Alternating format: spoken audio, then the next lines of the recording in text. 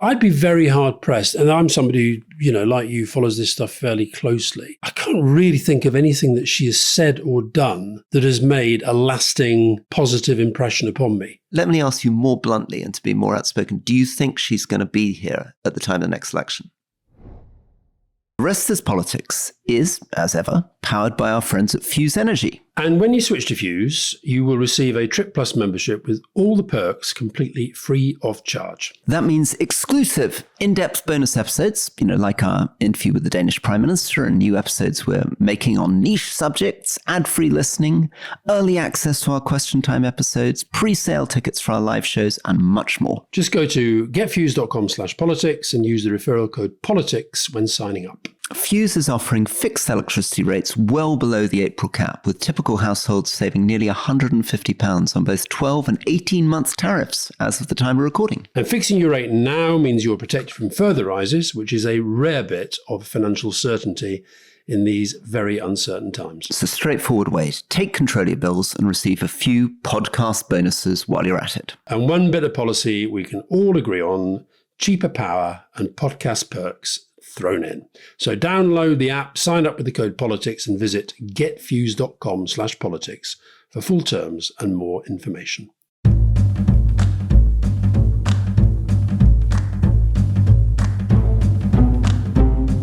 Welcome to the Rest is Politics Question Time with me, Alastair Campbell. And with me, Rory Stewart. And first question for you from one of our very favourite countries, which is Australia. Tom says, what on earth is going on the Australian election? And Alastair in particular, are your predictions on Dutton's faltering performance being vindicated?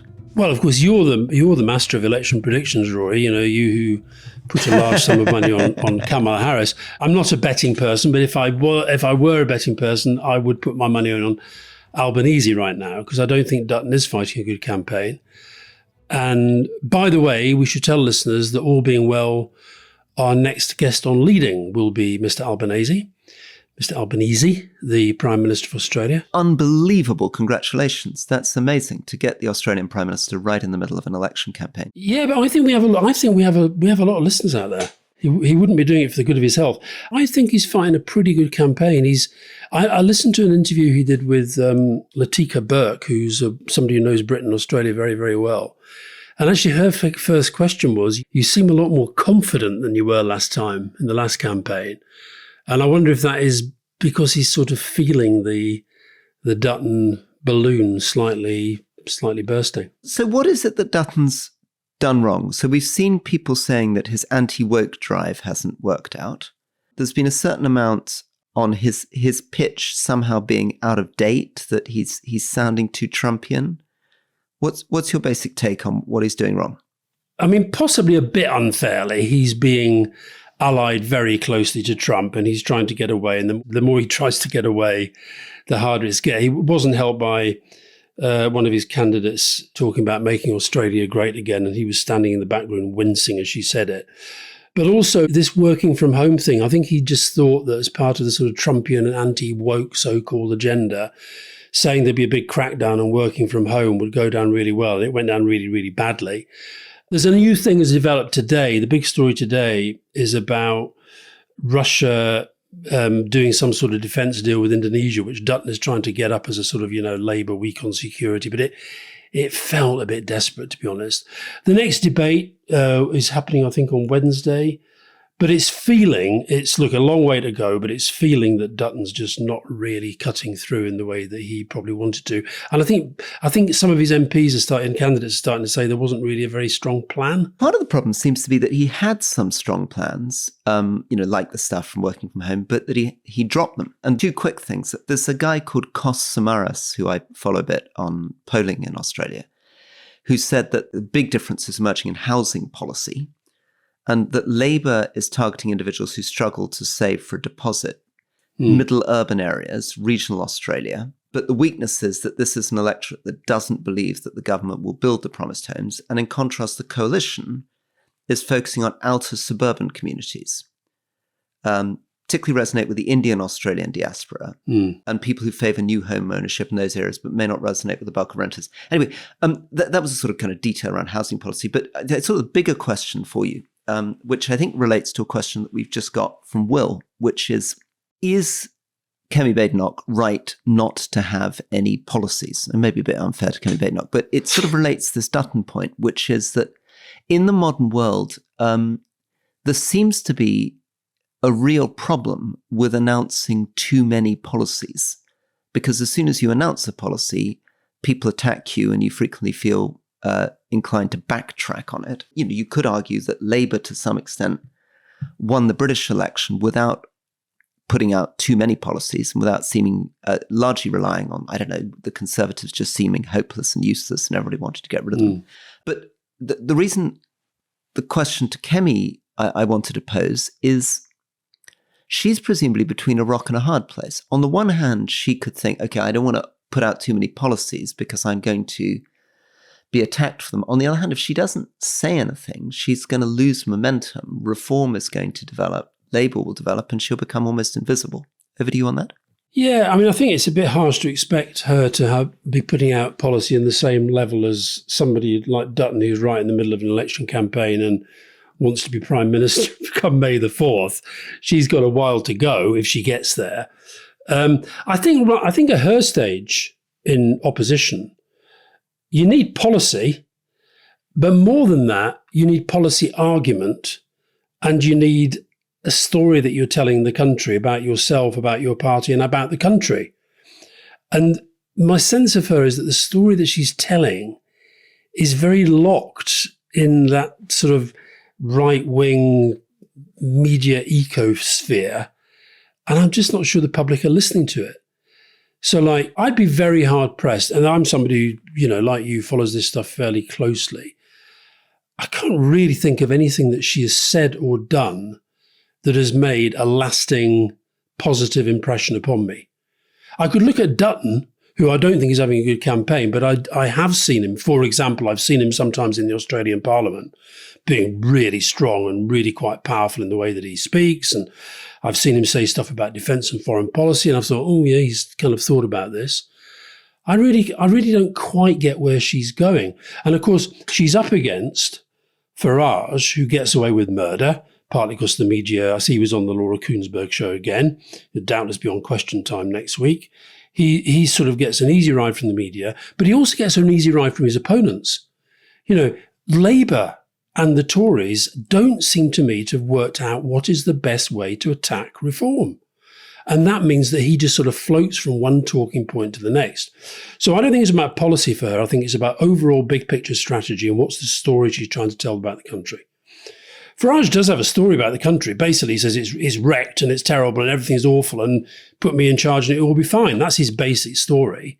And he's allowed to get away with it. Okay, so Alastair, just to try to get our heads around this, because this is, I guess, central to what Badenoch's going to be thinking about, but politicians all around the world think about, which is you could have a sort of completely novel economic analysis of how you transform British growth. But nobody's got that, right? There's no economist that anyone's got in their back pocket who has some brilliant new analysis of the country. You could be a really strong House of Commons performer. And I guess we keep coming back to New Labour and what you guys did in opposition and how you got yourselves in a position by 97 to win. Part of that is that Tony Blair was a very good House of Commons performer. So presumably, unlike Kemi Badenoch, he was getting quite a lot of good press for how he was performing at Prime Minister's Questions. We're also told, but maybe this is ridiculous, that this big speech on tough on crime, tough on the causes of crime was an example of how he managed to find a way of seizing the national narrative. I mean, can you just make the case for, if you were looking at New Labour coming in and applying to Badenoch, what sort of things were you doing 94 to 97 that Badenoch should be thinking about doing now and she isn't doing? Analysing where they've gone wrong. I think we did a lot of that. Working out how she can insert herself into the national conversation in a way that's interesting rather than predictable. I'd say when I see her at Question Time, and I agree with you, I think when you're the leader of the opposition, Question Time is incredibly important because it's, even though it's not that millions of people watch it, but it sort of somehow feeds into the national conversation about whether you're doing well, whether you're doing badly. And generally, Tony, most weeks people thought he was pretty good. I think with her, she's predictable in that the subjects that she goes on are the subjects you might expect her to, but they often, it feels to me, don't speak to a bigger narrative that she's trying to develop. I just have no idea about what she's trying to say about the country. So when you say tough on crime, tough on the causes of crime, that was a message about an issue that people really cared about, and it was a framing. It was a framing. What has she framed? What argument is she framed? And then if I look at what she, the thing we didn't have in our day of the whole social media thing, I look at her social media and the Conservative social media. And again, I don't understand what they're trying to do with it. They're just attacking Labour all the time. Well, that's fine. You've got to attack the opposition or the government. But I just don't know what the story is. Well, so final thing, you're being surprisingly polite, but let me ask you more bluntly and to be more outspoken. Do you think she's going to be here at the time of the next election? No, I don't. I think the Conservatives will look. The Conservatives look. I don't know a lot of the ones that I know have kind of gone. They've vanished. But the Conservative Party generally is pretty ruthless and brutal about its leaders. And I was talking to a Labour MP the other day who said it's really interesting watching the Tories during PMQs. They started off thinking Keir wouldn't be very good at it, and he's got better. And they say that when she's on her feet, they look just a little bit soulless and lost. Now, she will feel that. If she's got any empathy at all, which I think sure she has, she will feel that. She won't survive unless she finds a compelling narrative about who she is, how she relates to the party she leads, and how that relates to the country. Till she gets that, she's not going to break through at all. Very good. Okay, now we have a question on Labour and the trade unions. The trade union movement. Mel, Alastair, you often mention Labour's role in the trade union movement. Can you tell us a bit more about it and how you see the relationship evolving today? And I guess also, Captain Cushing, given the Birmingham bin strikers have rejected another offer, is there a government override to end a strike? Some complaints from Birmingham that we were not serious enough about what this bin thing means. Can we just explain to listeners, particularly international listeners, just how bad many people in Birmingham feel things have got? Yeah, although there were two Birmingham people on the radio this morning saying they were fed up of everybody saying that everywhere you go in Birmingham, all you see is rubbish, because actually one of the interviewees actually said the bags are being piled up very nicely. Come to Birmingham, the bags are piled up nicely. No, this is a strike over changes to working conditions, job descriptions, which the unions say means that some of their members are going to be thousands of pounds worse off over a year. They've had another ballot and they've voted to continue the strike. The government they want the bins off to cleared up. So it's a pretty grim situation.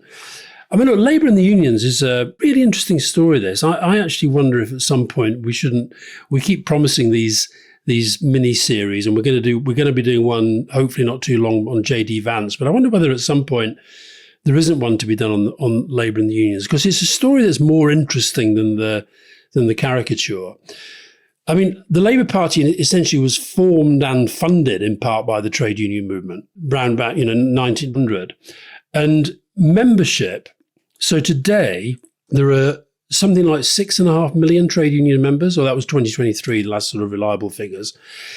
The peak, you won't be surprised, the year that trade union membership peaked, it was 1979, 13.2 million. So that was the year that Margaret Thatcher was elected. And the decline since then, interestingly, most of the decline has been in the private sector. Public sector union membership is still pretty high. And the other thing is that partly because of Thatcher, and because of the power of the Thatcher myth, which I think a lot of it is, and also the fact that there's no doubt, she did bring the trade unions down, and also the fact that most of our media framing about the trade unions is very negative. It's still very negative. But it overlooks the fact that historically, and particularly I would argue during the Second World War, the unions were very, very popular.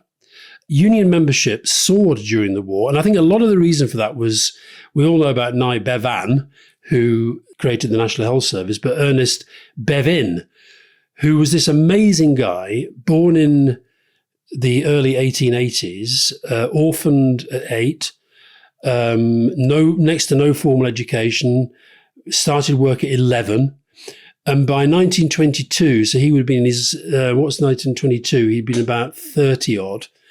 So by 1922, he'd basically created and was running the Transport and General Workers Union, which became the biggest union in the country. And which is connected to the Birmingham bin strikes, right? This is the Birmingham bin strikes union. Well, this is Unite. Which is the descendant. Exactly. So the T&G no longer exists. Yeah, it's the child of Ernie Bevan's union. I think he'd have sorted it by now.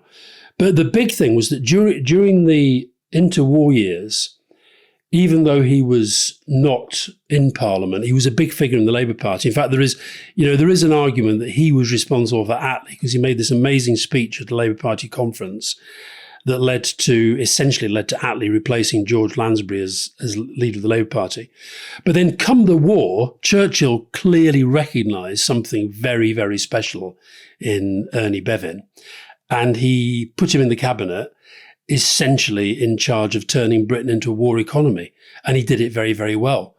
And that's when trade union membership doubled. So you had a union leader, the leader of the T&G, in the cabinet, big part of the industrial war effort. This leads us to the disagreement that we had, as fractious disagreement last week, about the composition of Parliament. And I was trying to use Ernie Bevan as a classic example of this incredible foreign secretary who came in. Older, actually, you just pointed out, older than I realized at the time. I mean, he's almost 70 when he's coming into that job, and proved to be this incredible foreign secretary, replacing the sort of moustache-twirling Anthony Eden, and demonstrating that he was incredibly good at managing the Russians, managing the Americans, right?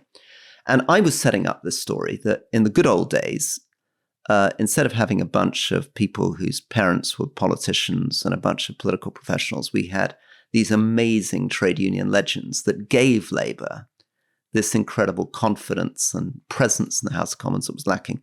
And you then came back to me to say this was all complete nonsense and all your friends who are Labour MPs have been rioting since. They weren't rioting, but no, because I coincidentally, I was asked to go and talk to lots of people who work for Labour MPs. Young researchers and what have you. And so I was asking lots of them about the background. And somebody's done a thing using AI, which says that something like 22% of Labour MPs have what he defines as very political parents. I don't know what a very political parent means, but the ones that I talked to, very few were children of MPs. Some were children of councillors.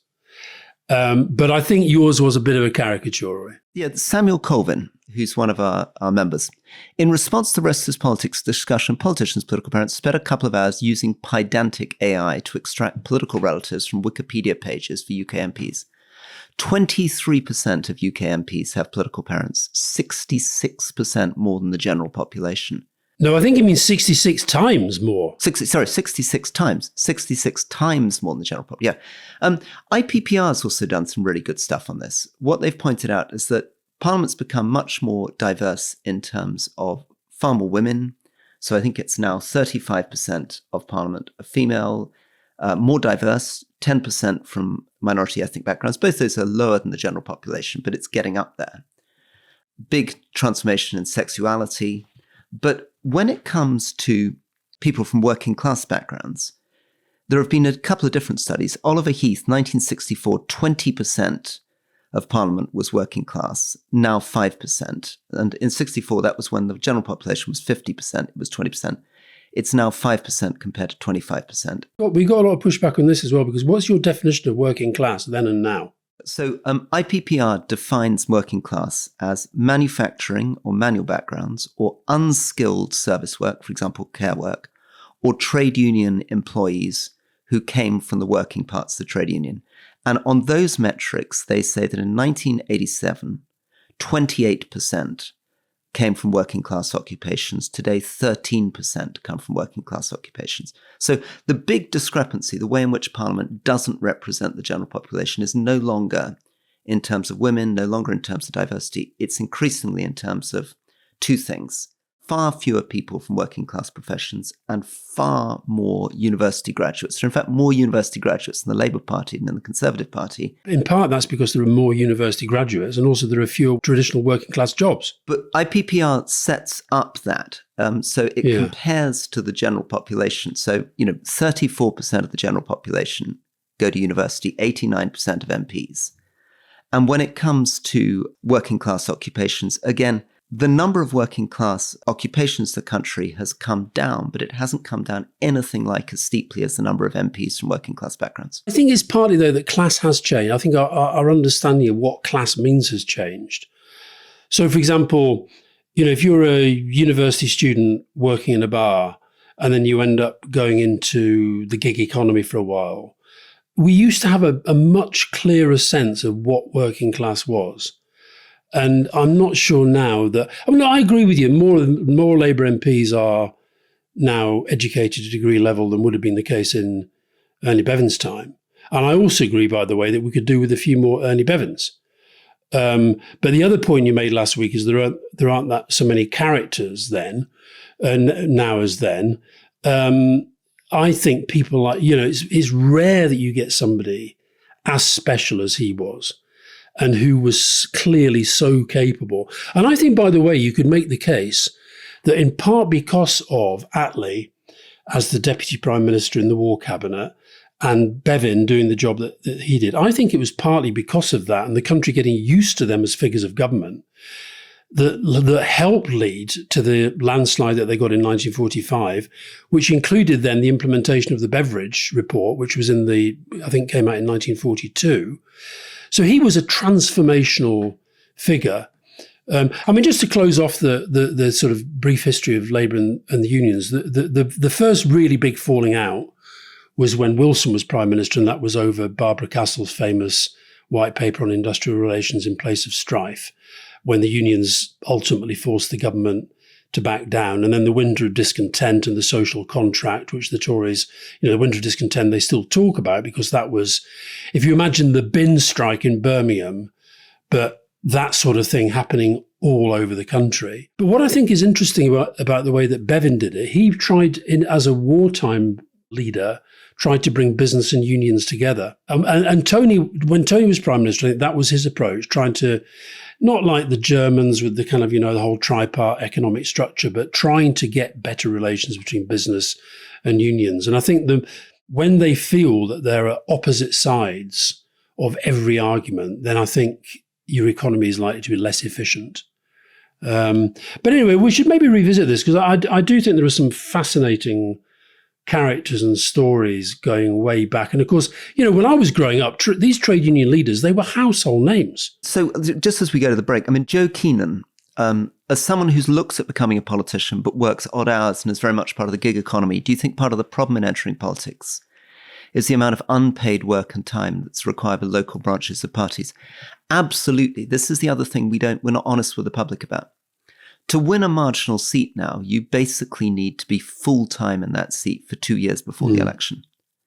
That means leaving your job, moving to that constituency, screws up your mortgage. If you are not employed by as a professional, right? If you're not a SPAD with your party, if you're not a comms person with your party, or if you don't have a private income and a family supporting you, how on earth are you supposed to do it?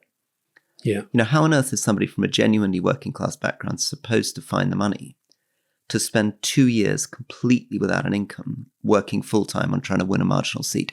And that's what the trade unions used to do. They used to pay people salaries to help them get into Parliament.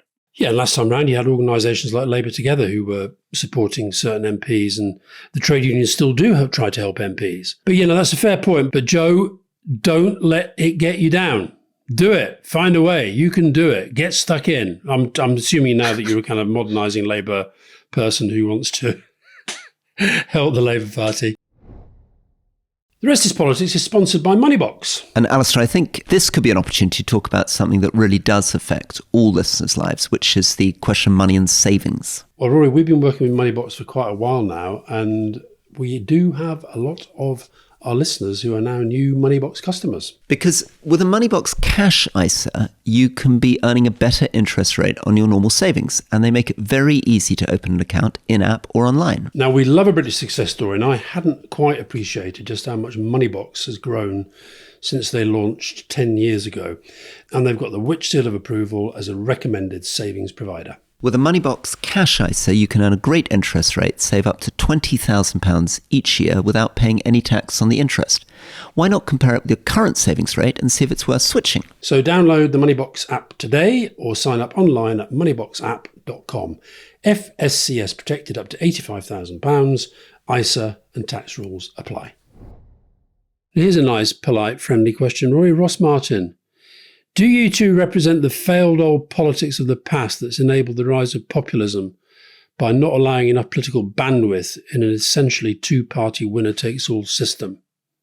Take that. Ooh, well, good chance to plug our leading interview with Ezra Klein, which is doing very, very well.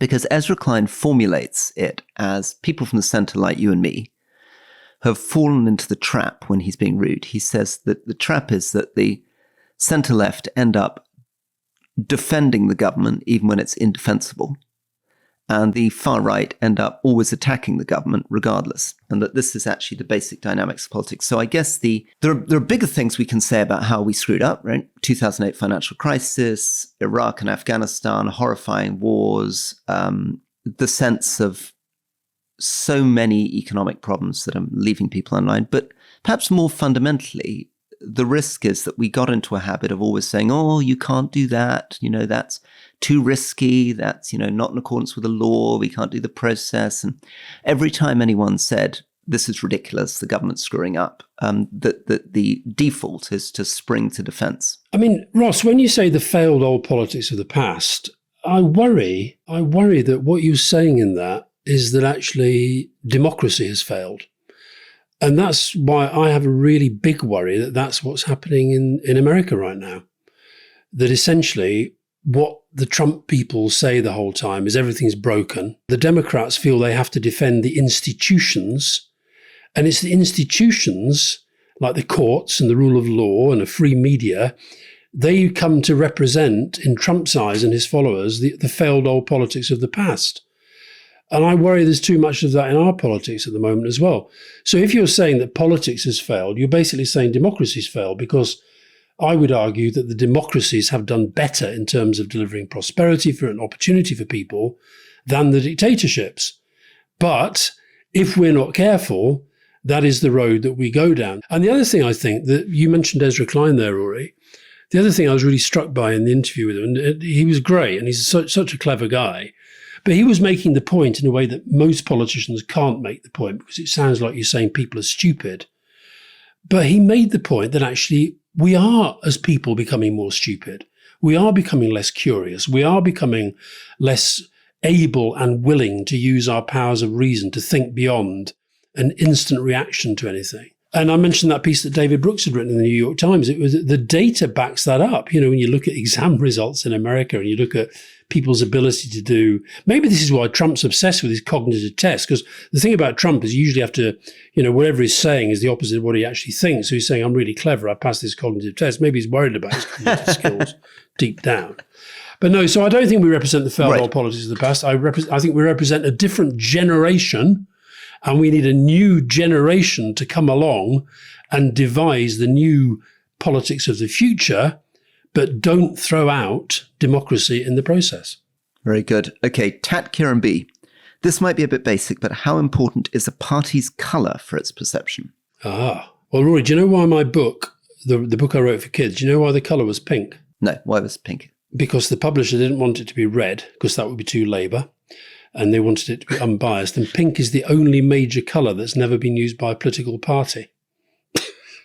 So there you go. Very good. I think the colour's important. I think Labour being red is important, and I hate the fact that in America it's the Republicans that share the same colour. And red's important because it is revolution, it's socialism, it's history. It feels passionate. It feels passionate. Red feels passionate to me. Blue feels sort of dull and safe and conservative. So that's why it works for the Conservatives. Green feels green. And how about black? What would you think about a party that was using black? Well, like the Christian Democrats in Germany. I wouldn't go for black. I don't like black. Does it not feel a bit kind of extremist black, or am I getting something wrong? Yeah, it does. No, it does. Yeah. It's like we see a lot of football hooligans, the ultras, they get together, they all wear black. It looks a bit scary. When they wear white, they look quite sort of lively and nice, friendly. Yellow might be, isn't that a bit of a problem for the Lib Dems, that it might come across a bit sort of wet? And yellow's traditionally associated with cowardice, isn't it? Yeah, but yellow is more SNP, yellow and black, and the Lib Dems are more orange. Okay. The trouble is there aren't that many colours. I think more important is the design and the style around it. But no, I think red is, you probably won't be surprised to hear this, Rory. I think red is the best political colour. Well, this stuff really, really matters less in the United Kingdom, but in many, many developing countries where many of the key voters in rural areas are not literate. Yeah. The question of colours, the question of your slogan, the way that's presented on the ballot paper, if you can't read the name of the party candidate, really matters. And one of the things we've seen in electoral chicanery, stealing elections around the world, is changing the rules on how you display symbols and colours on the ballot paper can have a huge impact on What's results. your favourite colour? I've never asked you that question. Oh, thank you. I like dark blue. There we are. You see, I'm a Tory. It's been proved. I like claret. See, my favourite colour is claret because of Burnley, but my favourite political colour is definitely red. Apart from look at me at the moment. I'm in dark blue from head to toe. There's literally nothing that's a dark blue. With a branding logo. Right, finally, Rory. Sandra Stevens, you've not done book recommendations in a while. What have you read or reread, that's Rory, that you enjoyed? We did actually. If you've listened to Ezra Klein, I hope people understood my last question. Would he give us 3 book recommendations? Because that's what he does at the end of his podcasts. So what have I read recently? One of them I mentioned a couple of weeks ago, I think it was, and that is this book here, Israël, Le Piège de l'Histoire, that Gérard Haro, I hope an English publisher translates it because it's a really, really good book about, if you want to understand Israel from the perspective of a European diplomat who's worked there and tried to be fair to both sides, it's a really good read. We've got coming up on, would I have read this anyway? I might have done, but we've got coming up soon on Leading, Jonathan Haidt, who's written this brilliant book, The Anxious Generation, How the Great Rewiring of Childhood is Causing an Epidemic of Mental Illness. And it's one of those books that did convince me. It moved me in the way I think about this stuff because it's just so well written, so clearly written. The data backs it up. So when that interview comes up, I hope people enjoy it. And my third one is a book that actually was dropped off for me by a fellow swimmer who's Scottish but lives in Australia. And she knew that I swam at the Lido around the corner, and she'd left a book for me called Going Under. She's called Shana Smith, and it's a very, very, very powerful account of her descent into alcoholism and her recovery. And there've been lots of recovery books, but hers is really good, mainly because she uses diaries from, as it were, all the different stages of her life. So there's 3 for you. What about you? Very good. A couple from me then. New book coming out by John Gantz called When the Clock Broke, Con Men, Conspiracists and the Road to Trump's America. He basically argues that a lot of the stuff that we're seeing now really begins in the beginning of the 90s. We've talked about this kind of Newt Gingrich polarization of America, but also the way in which Reagan... The Thatcher-Reagan Revolution. Thatcher-Reagan Revolution, that's right. So he's absolutely with you on that, with you and your friend John McDonnell and Jeremy on that. He very much finds the story in the 1990s and the beginnings of America's collapse back at that period. The other book, which I didn't talk about enough when we did our Greenland stuff, is one of my favorite books in the world, which is called An African in Greenland by Tete Michel Kompassi. And he's from Togo, and it's just absolutely astonishing. This is a book written 1950s. Tete grows up. His dad is a small-time employee in the local electricity company, but at home, he's like this sort of grand patriarch, and he has different wives and different huts around his own larger hut. And each month he invites a different wife in to feed him delicious food. Is this in Africa? This is all in Africa before he goes to Greenland. So what happens is Tete gets ill as a little boy. And his dad is like, don't worry, I've got this. And he comes out and he starts ripping a chicken to pieces and doing a voodoo dance. And Tete's mother, who's this very sort of put-upon junior wife, suddenly loses it with the dad and says, you are a total idiot. You have no idea what you're doing. I want my son to see a doctor. And this is the beginning of Tete's break with his father and his decision to go off to Greenland. So he arrives not in the Greenland of today, but in the Greenland of the 1950s, right? As an African. And how did he get there? And he basically hitchhikes across Europe. Yeah, he basically hitchhikes his way across Europe. Hell. And then he finds himself obviously in a pretty unique position because nobody in Greenland had ever seen an African before. So it is the most incredible travel book because you have the perspective of somebody who's grown up on the edge of, literally on the edge of the jungle in a very, very traditional polygamous society in Togo, suddenly looking at the extremity of Northern Europe. That sounds brilliant. It also sounds like a really good film. Look, talking to Greenland, Rory, I was going to mention this on the main podcast, but I thought I'd probably rant and rave about Trump and Vance enough. How pathetic was it that the woman who runs the American military base in Greenland has been sacked because she sent an email after J.D. Vance's visit to Greenland, where she, and I've got it here, she said this, I've spent the weekend thinking about Friday's visit, the actions taken, the words spoken, how it must have affected each of you. I do not presume to understand current politics, but what I do know is the concerns of the US administration discussed by Vice President Vance on Friday are not reflective of Pituffik space base. In other words, she doesn't agree that Denmark is a heap of shite, which is what he said. Words to that effect. So she's been sacked. This is the country of these are the people of free speech who now want to shut down CBS because 60 Minutes did an item that Trumpy Wumpy didn't like. Oh, God. Right. Well, on that cheerful note, farewell. Let's speak soon. See you soon.